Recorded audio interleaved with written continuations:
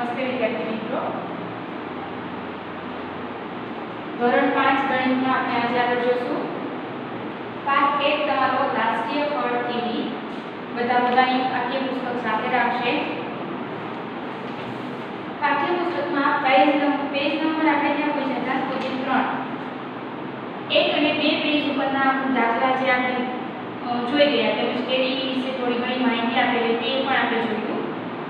હવે આપણે જોવાનું છે પેજ નંબર 3 પર જો ક્યાં પૂછ્યા હતા તો કે આગળના આપણે એક્ઝામ્પલ્સ મુહાવરા કર્યા હતા ત્યાર પછી એમાં કીધું છે કે કાચી કેરીને જેમ પોપટ ચાંચ મારે તેમ ગામડામાં વેકેશનમાં નાના છોકરાઓ પથ્થર મારી કેરી પાડવાની હરીફાઈ કરે।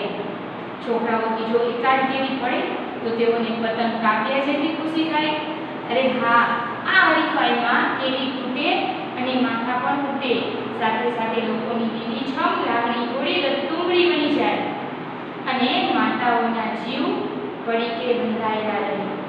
આ બધું શરીરમાં જોવા મળતું નથી અને જો એવું દ્રશ્ય સર્જાય તો તેનાથી તે જ આંબાની કે મહાભારત રચાઈ જાય। કોયલના ટહુકાને બદલે માણસોના બૂમબરાડા વધી જાય। જો તમને અહીં વાત કરે છે આખા પાઠમાં કેરીની જ વાત કરેલી છે, એટલે આપણે પાઠનું નામ છે આપણું રાષ્ટ્રીય ફળ કેરી છે એટલે કેરી વિશે જશે તો આપણે જોવાનું છે કેરી વિશે। એના કેરીને લીધે જે દાખલા આવે છે કે કેરી વેચી તો કેટલા પૈસા આવે, આટલા દિવસોમાં કેટલી કેરી ખાધી, એનો કેટલો ખર્ચો થયો, એવા બધા એક્ઝામ્પલ તમારે કરવાના આવશે। એટલે થોડુંક તમને એવું લાગશે આ તો ગુજરાતીની જેમ પાઠ છે લાગે ને, પણ તોય આપણે ભણવાનું છે એટલે ધ્યાન દેજો ક્યાં પહોંચ્યા। શું તમે કેરીના આવા ચિત્રો જોયા છે? કેરી તેના પાન સાથે વધુ સુંદર લાગે છે। નીચે મુજબ તમે પણ કેરીના ચિત્રો દોરવા પ્રયત્ન કરો। નીચે જુઓ તમારી બુકમાં કેરી સાથે પાંદડા પણ દોરેલા છે, તો તમે પણ ઘરે ટ્રાય કરી શકો। તો તમારે દોરવાનું કેરી સાથે એના પાંદડા હોય એવું એક ચિત્ર દોરવાનું અને કલર કરવાનું, મજા આવશે। પછી છે કે શું તમે જાણો છો ભારત એક વર્ષમાં અંદાજિત 1,60,00,000 ટન એટલે કે 1000 કિગ્રા બરાબર 1 ટન કેરીનું ઉત્પાદન કરે છે। ભારત વિશ્વમાં સૌથી મોટું કેરીનું ઉત્પાદક છે।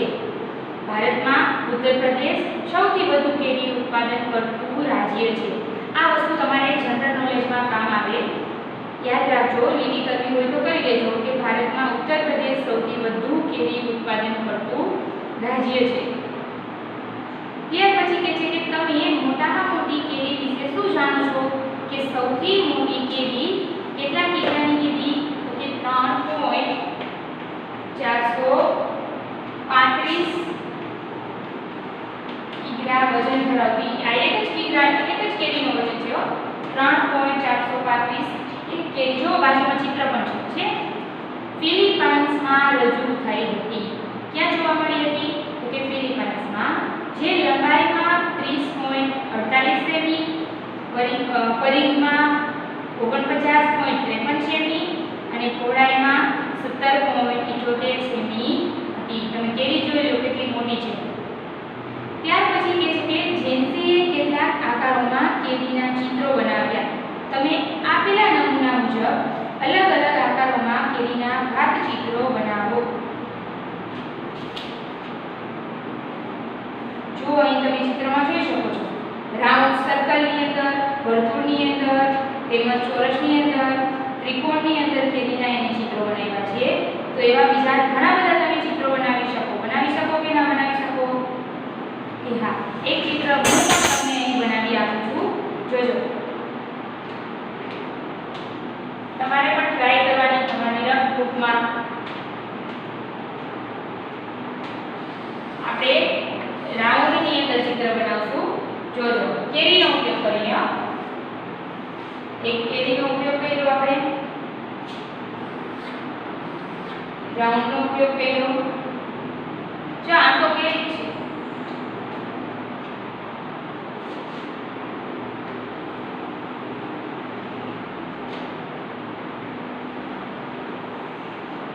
જોજો હું શું બનાવું છું। તમે પણ આ રીતે કેરીનો ઉપયોગ કરી ને ચિત્ર બનાવવાનું છે।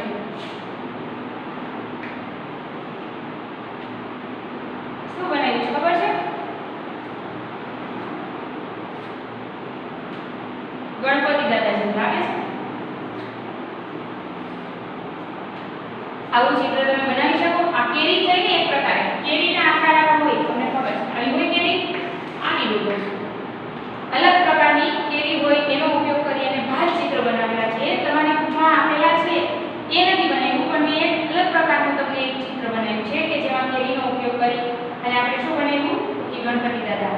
તો તમે તમારી બુકમાં આ રફ નોટમાં દોરી શકો વિડિયો જોઈને. રેડી. ત્યાર પછી સામે જુઓ કે જ્યારે તમે બજારમાં ખરીદી કરવા જાઓ ત્યારે કેરીની અનેક જાત જોઈને મૂંઝાશો નહીં. નીચેની જાતની કેરીઓ માટે બજારમાં જાતે તપાસ કરજો. તમને પસંદ પડે તેવી કેરી ખરીદી કરી તેનો આનંદ માણજો. હવે આ કેરીને પણ જુદા જુદા આકારના ચાર્ટ પેપર પર દોરો. જુઓ તમને જે નીચે કેરી આપેલી છે એની વાત કરી છે. શું છે જુઓ કે તમને અલગ અલગ કેરી આપેલી છે. આફૂસ, આલ્ફોન્સો, કેસર, તોતાપુરી, લંગડો કેરી, દશેરી, બદામ. તમે આ બધી કેરી અમુક લોકોએ અમુક કેરી નહીં ખાધી હોય, પરંતુ મોસ્ટ ઓફ કેસર કેરી છે, લંગડો કેરી છે કે જો બદામ કેરી અડધી જુઓ તમે પિંક ટાઈપ લાલ કલર હોય છે અને અડધો કેસરી જેવો હોય છે. એવી કેરી પણ તમે બજારમાં તો જોઈ હશે અને ખાધી પણ હશે. તો બધા કેરીના પ્રકાર છે. આમાંથી તમે કઈ કેરી ખાધી છે, આવી બીજી કઈ જાતની કેરીઓ હોઈ શકે, તો એના વિશે તમને પૂછે છે. હજી એક પ્રકાર આવે કેરીના, રાસપુરી, નીલમ, હિમસાગર, માલગોલા. આ બધા તમે ઇન્ટરનેટમાં ગૂગલમાં સર્ચ મારો કેરીના એટલે તમને કેરી જોવા મળે. બધે અલગ અલગ જગ્યાએ અલગ અલગ પ્રકારની કેરી જોવા મળતી હોય છે. ત્યાર પછી પેજ નંબર 5 પર સાવ નીચે જુઓ આંબાવાડી અને તેના ખેડૂતો. હવે આવશે તમારે મુહાવરા ટાઈપ છે. જુઓ તમારામાંથી કેટલાએ આંબાવાડી જોઈ છે અને ઘણા બધાએ ન પણ જોઈ. આંબાવાડી એટલે કે જ્યાં આખું ખેતર કેવું હોય છે, કેરીનું હોય છે.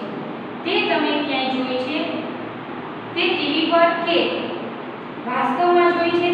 શું આંબા ખૂબ ઊંચા અને મજબૂત હોય કે નીચા અને નબળા હોય તે શોધી કાઢો. તો કે જો આંબા છે ને એ નીચા હોય છે અને એનું ફળ હોય નબળું હોય, એટલું બધું લીમડા કે પીપળા વડ જેટલું મજબૂત હોતું નથી. એટલે તરત એ શું થઈ જશે, ભટકી જશે. બીજું છે કે તમને ઝાડ પર ચડતા આવડે છે, તમને ઊંચા ઝાડ પર ચડતા ડર લાગે છે. આ પ્રશ્નો જસ્ટ તમને પૂછે છે. ક્લાસમાં હોત તો આપણે બધાને પૂછે ને એટલે મજા આવે. પણ અત્યારે તો ઓનલાઈન શિક્ષણના કારણે આપણે બધાને ક્લાસમાં તો બોલાવી શકતા નથી. એટલે એમ જ તમારા મનથી વિચારો કે કેટલાને ઝાડ ઉપર ચડતા આવડે છે અને કેટલાને ડર લાગે છે. ત્યાર પછી પાછળ ફેરવો. એમાં કહે છે કે આંખો બંધ કરો અને કલ્પના કરો કે તમે એક મોટા આંબા નીચે ઊભા છો. આંબો કેટલો ઊંચો હોઈ શકે તમે વિચારી શકો. તો કે આપણે એકાદા તમે ક્યારેક કોઈ પણ આંબો હોય ઘરે કે ગામડે ત્યાં જઈને ઊભા રહેજો અને વિચારજો કે આંબો છે ને એ કેટલો ઊંચો હોય છે. વિચારવાનું છે, જસ્ટ ખાલી માપવાનું નથી કીધું મેં. તો અંદાજે તમે કહો ને તો 80 થી 90 ફૂટ કે 70 થી 80 ફૂટના હોય છે. પછી પૂછ્યું છે કે આંબો કેટલો ઊંચો હોઈ શકે તે વિચારી શકો. અને ત્યાર પછી કહે છે કે કલ્પના કરો કે તમે ખેડૂત સાથે કોઈ આંબાવાડીમાં આવ્યા છો. મંદ મંદ વાયરામાં પાંદડા જ અવાજ કરી રહ્યા છે. આંબા પરથી કૂ કૂ અવાજ આવી રહ્યો છે. આંબાની કેરી પણ પવનથી ડાળી પર હિંચકા ખાઈ રહી છે. ખેડૂત સવારે અંધારામાં પોતાનું કામ શરૂ કરી દે છે અને કેટલાક ખેડૂત બળદગાડું લઈ અને પોતાની વાડીએ જતા હોય છે. જો આ માહોલ છે ને એ ગામડામાં જોવા મળે. બાકી સિટીમાં કે શહેરમાં આપણે રહી મોરબી કે કોઈ પણ જગ્યાએ સિટી હોય શહેર હોય એટલે ત્યાં જોવા મળે નહીં. જ્યારે સખત પવન ફૂંકાતો હોય ત્યારે કેરીની ખેતી કરનાર ખેડૂત માટે ખૂબ મુશ્કેલીનો સમય હોય છે. બળદગાડામાં ખૂબ બળદગાડામાં ખૂબ દૂર સુધી જઈ શકાતું નથી. આ બળદગાડું અંદાજે 1 કલાકમાં 4 કિલોમીટર અંતર કાપે છે. હવે આવ્યા તમારા દાખલા. જુઓ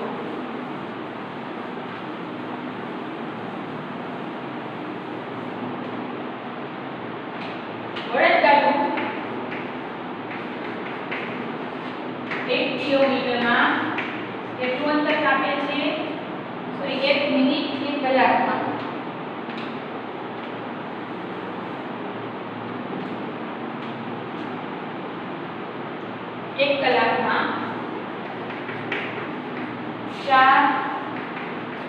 કિલોમીટર જેટલું અંતર કાપે છે. બળદગાડું બહુ જાજુ અંતર ન કાપી શકે ને, બળદ પણ થાકી જાય ને, એ પણ સજીવ છે એક પ્રકારના. તો હવે તેમાં પહેલો પ્રશ્ન જુઓ તો કે 10 કિમી અંતર કાપવા માટે કેટલો સમય લાગશે? 4 કિમી અંતર કાપવું છે ત્યારે કેટલો સમય લાગતો એને? 1 કલાક. તો આપણે કેટલો પૂછ્યો છે કે 10 કિલોમીટર અંતર કાપવા માટે લાગતો સમય. એક ચોકડીમાં 10 ભાગ્યા 4, એનો મતલબ 10 ભાગ્યા 4. તમે 10 ભાગ્યા 4 કરી લેવાનું. 4 દુ 8. મેં કાલે જ તમને ભાગાકારમાં પણ કરેલું. 10 માંથી 8 જશે તો 2. હવે ભાગ નથી ચાલતો તો શું કરશું આપણે? અહીંયા પોઈન્ટ મૂકી અહીંયા આપણે 0 લખી શકીશું. ત્યાર પછી 4 5 20 0 0. જવાબ શું આવ્યો? તો કે 2.5. પણ શું?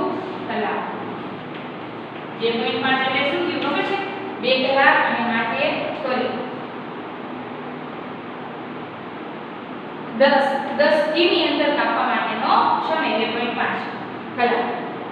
ત્યાર પછી કહે છે કે અનુમાન કરો તમે ઝડપી ચાલીને 1 કલાકમાં કેટલું અંતર કાપી શકો? આપણે બહુ વધારે ઝડપી ચાલતા હોય ને તો પણ 1 કલાકમાં તમે 4 થી 5 કિલોમીટર ચાલી શકો. બહુ વધારે ચાલી શકીએ આપણે પણ નહીં. ત્યાર પછી સામે જુઓ પેજ નંબર 7 પર. મુસાફરી દરમિયાન પવનને આપણે અનુભવી શકીએ છીએ અને સૂર્યને આપણી સાથે આવતો જોઈ શકીએ છીએ. જો દિશાનું ભાન ન રહે તો સૂર્યને જોઈ આપણી દિશા નક્કી કરી શકીએ છીએ. બરાબર ને? કે સૂર્યના આધારે આપણે આપણી દિશા નક્કી કરી શકીએ કે ના કરી શકીએ? કારણ કે તમને ખબર છે કે તમે ગમે ત્યાં સૂર્ય જુઓ અને તેને ઉગવાની દિશા નક્કી કરો. સૂર્ય છે એ ક્યાં હોય તો કે પૂર્વ દિશામાં ઉગે, એ તો તમને ખબર જ છે. અને તમે ગમે ત્યાં ઊભા હોય, તમારી પૂર્વમાં કઈ રસપ્રદ વસ્તુઓ છે તો કે એક તો સૂર્ય છે. આપણે કોઈ પણ જગ્યાએ ઊભા હોય, આપણે જોતા હોય તો જે બાજુ સૂર્ય આપણને દેખાશે એટલે આપણે શું કહેશું તો કે એ બાજુ ઈ પૂર્વ દિશા છે. સવારે આપણે ઉઠીને જોતા હોય તો કે સૂર્ય બાજુ જોઈએ એટલે દિશા કઈ થઈ તો કે પૂર્વ દિશા. પછી તમને એમ કહે છે કે કઈ કઈ વસ્તુ જોવા મળે તો કે આપણને એક તો સફેદ વાદળી નારંગી આકાશ. આકાશનો કલર કેવો હોય? એક તો સફેદ હોય અથવા વાદળી રંગ હોય, તો એ પણ આપણને જોવા મળે. બીજું તો કે ઉડતા પક્ષીઓ પણ જોવા મળે છે. પછી એવું પૂછ્યું છે કે તમારી પશ્ચિમ તરફ રહેલી 2 વસ્તુઓના નામ લખો. પશ્ચિમ તરફ શું હશે તો કે બીજું દરિયા કિનારો હોઈ શકે અથવા તો કોઈ પણ ફરતા પહાડ. જો આજુબાજુ દરિયો કે નદીઓ કે એવું કંઈ હોય તો આપણને આ બધું જોવા મળે, નહીંતર જોવા મળે નહીં. હવે અહીંયા ઉઠીને જોઈએ તો એક બાજુ બિલ્ડિંગ જોવા મળે અને એક બાજુ આકાશ તો જોવા જ મળવાનું છે, પણ બધી બાજુ ચારે બાજુ જોવો ને એટલે બિલ્ડિંગ જ જોવા મળે. પણ આ તો કેને વાત થયેલી છે તો કે ગામડાની વાત કરેલી છે. ત્યાર પછી કે છે વાહ કેટલી કેરીઓ. જુઓ ચિત્રમાં કેટલી બધી કેરીઓ છે. ખેડૂતો એવા આંબાની કલમ પસંદ કરે કે જેમાં વધારે કેરીઓ આવે અને પછી પોતાની વાડીમાં તે વાવે અને ઉગાડે છે. આંબા મોટા કરતા અને તેના પર કેરીઓને આવતી જોવા પણ ઘણા વર્ષોની રાહ જોવી પડે છે. જો ખેડૂતો છે ને એ શું કરે ખબર છે? જે કલમ સારી હોય કે જેમાં સારી આંબા જે સારો આંબો થતો હોય, ઉત્પાદન સારું થતું હોય એ એવી જ કલમ પસંદ કરે અને એ પોતાના જે ખેતી માટે આંબા જે વાવવાના હોય છે ત્યાં એ ઉગાડતા હોય છે. ત્યાર પછી કહે છે કે અલગ અલગ પ્રકારના વાહનો જુઓ. અલગ અલગ પ્રકારના વાહનો શા માટે? કારણ કે અલગ અલગ પ્રકારના વાહનો હોય ને એમાં અલગ અલગ પ્રકારની ઝડપ હોય. કે તમે કારમાં બેઠા હોય તો એ ઝડપથી જઈ પહોંચાડી દેતું હોય, એ રીતે બધી અલગ અલગ ઝડપની વાત આવશે. જુઓ, વેચાણ માટે તૈયાર થયેલી કેરીઓને વિવિધ રીતે ખેતીવાડી ઉત્પાદન બજાર સમિતિ એટલે કે માર્કેટ યાર્ડ સુધી અથવા બજાર સુધી પહોંચાડવી પડે છે. હવે કેરી તો ઉત્પાદન થઈ ગઈ પરંતુ એને માર્કેટ યાર્ડ સુધી તો પહોંચાડવી પડશે, તો એના માટે વાહનોની જરૂર પડશે. એટલા માટે કીધું છે કે અલગ અલગ પ્રકારના વાહનો.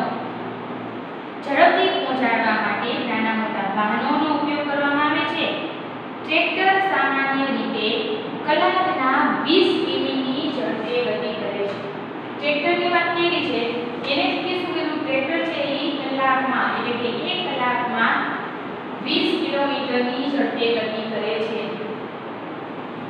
આપણે બળદગાડું જોયું તો હવે એ જ રીતે ટ્રેક્ટરની વાત છે કે ટ્રેક્ટર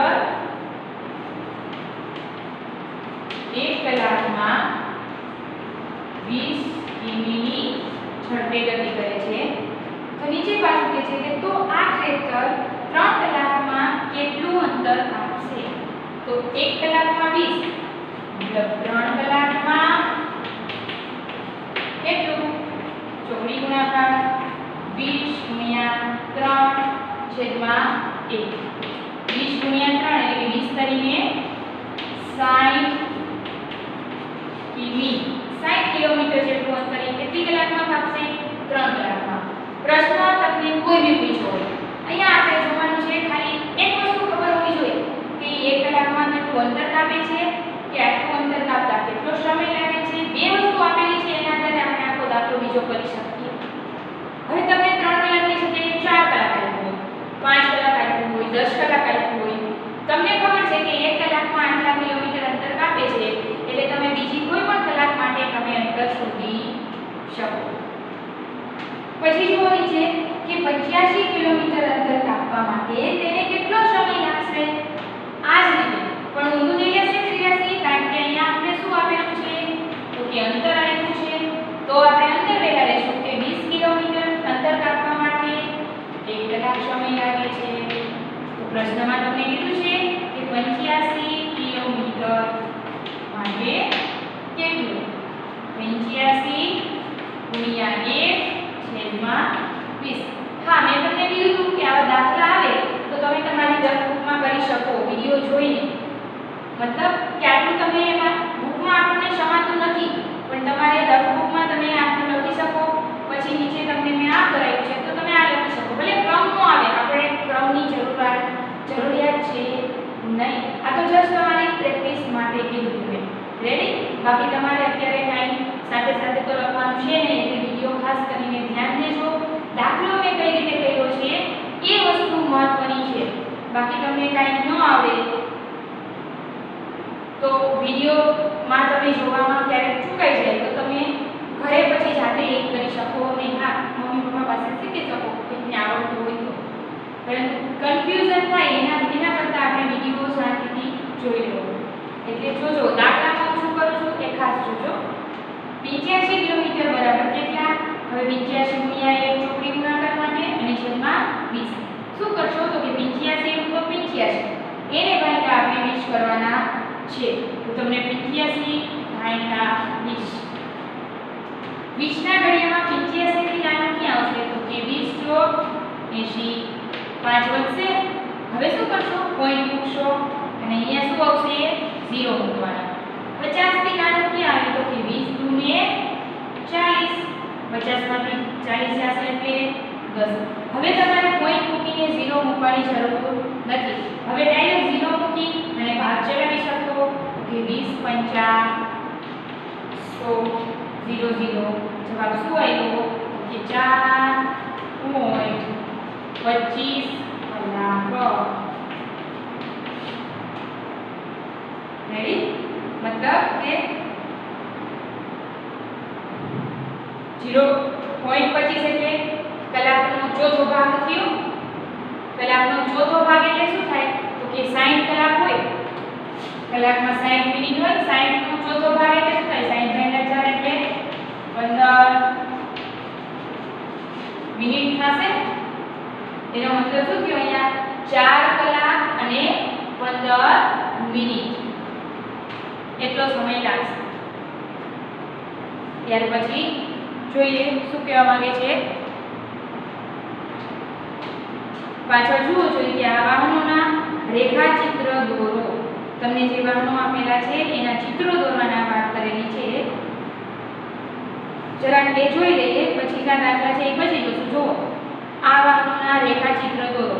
તમે ટ્રાય કરી શકો ઘરે કારણ કે સાવ ઈઝી છે. સ્કેલ લઈને પણ તમે દોરી શકો. સિક્કો લઈને પણ વ્હીલ બનાવી શકો. નીચે શું કહે છે કે પરંતુ હમણાં કેવી ઉત્પાદન ઉત્પાદકો ખૂબ ખુશ છે, કેમ કે આ વ્યવસાય રાષ્ટ્રીય અને આંતરરાષ્ટ્રીય કક્ષાનો થઈ ગયો છે.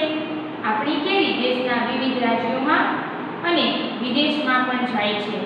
ખૂબ મોટા જથ્થામાં કેરીનું પરિવહન ટ્રક અને ત્યારબાદ હવાઈ જહાજના માધ્યમથી થાય છે.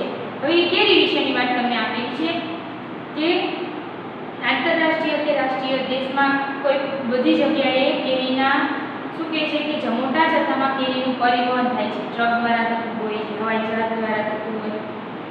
પછી કહે છે કે આપણા પર્યાવરણ અને સ્વાસ્થ્ય માટે ચિંતાની બાબત એ છે કે હાલમાં ઝડપથી કેરી તૈયાર કરવા માટે આંબાવાડીઓમાં રાસાયણિક ખાતર અને દવાઓનો ઉપયોગ વધી રહ્યો છે, જેનાથી જમીન ખરાબ અને બિનઉપજાઉ બને છે. રાસાયણિક ખાતર વાપરે એટલે જમીન તો ખરાબ થવાની છે. વળી કાચી કેરીને ઝડપથી પકવવા માટે હાનિકારક રસાયણનો પણ ઉપયોગ કરવામાં આવે છે, ઝડપથી કેરી પાકી જાય એટલા માટે, અને જે આપણા સ્વાસ્થ્યને નુકસાન કરે છે, આપણા શરીરને શું કરે છે? નુકસાન કરે છે. ત્યાર પછી કહે છે કે હાલમાં આપણા ખેડૂતો જે રાસાયણિક દવાનો ઉપયોગ કર્યા વગર ઓર્ગેનિક પદ્ધતિથી જો કેરીની ખેતી કરી પોતાની જમીન અને આપણું સ્વાસ્થ્ય બચાવી શકે છે. ઘણા લોકો કાચી કેરી ખરીદી પોતાના ઘરે જ સૂકું ઘાસ, શણના કોથળા કે ડુંગળી, તમે કહો છો ને દાબો નાખ્યો છે, એના દ્વારા શું કરે છે? કેરીને પકવે છે. કાચી લઈ આવે અને ઘરે પકવી નાખે છે. સેંકડો વર્ષોથી આપણા દેશમાં કેરીની અનેક જાત અસ્તિત્વમાં છે. પહેલા મોટા મોટા દેશી આંબાની સંખ્યા વધુ હતી અને સામાન્ય રીતે દરેક વાડીઓમાં 2-4 આંબા જોવા મળતા, પરંતુ હાલ તમે જોવા જાઓ તો ઘણા બધા આંબા જોવા મળે છે અને દેશી આંબા મૃત પ્રાપ્ય અવસ્થામાં આવી ગયા છે. જો આંબા બનશે જ નહીં તો કોયલના ડોંકા ક્યાં સંભળાશે? અને આપણી દાદાની જેમ આંબો પર ચડી કેરીનો આનંદ આપણે કેમ લૂંટશું? કારણ કે આપણા જે ઘરડા લોકો છે ને, દાદા દાદી, એ લોકોના જમાનામાં બહુ આંબા હતા, એટલે એ તો આંબા પર ચડી અને કેરી ઉતારેલી છે. પરંતુ અત્યારના જે છોકરાઓ તમે લોકો છો એને એવું બધું જોવા મળતું નથી. અહીંયા સુધી આપણે રાખીશું. બાકીનું જે નેક્સ્ટ વિડીયોમાં જોશું. અસ્તુ. જય હિન્દ.